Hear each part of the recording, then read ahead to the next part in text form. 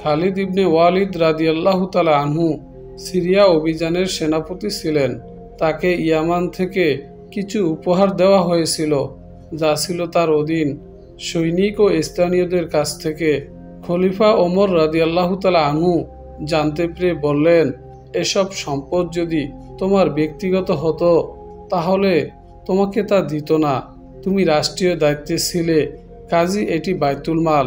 তিনি তখন খালিদ রাদিয়াল্লাহু তাআলা আনহুকে বললেন, এগুলো রাষ্ট্রীয় কোষাগারে জমা দিতে হবে এবং এরপর থেকে অনুমতি ছাড়া এমন কোনো উপহার তুমি গ্রহণ করতে পারবে না।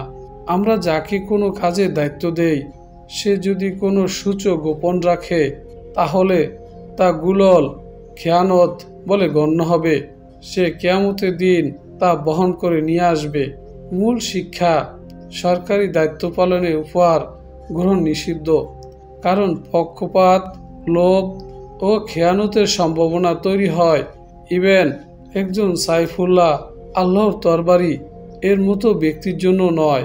ওমর রাদিয়াল্লাহু তাআলা আনহু এর স্ত্রী আতিকার সঙ্গে মধু বিতরণের ঘটনা যেমন একজন নেতা তার স্ত্রীকেও সম্পূর্ণ নিরপেক্ষতার চশমায় দেখেছেন, তেমনি উপরোক্ত ঘটনা আমাদের শেখায় আল্লাহর পথে নেতৃত্ব মানে ক্ষমতা নয়, বরং আমানতের সঠিক হিসাব ও আত্মনিয়ন্ত্রণের পরীক্ষাসমূহ।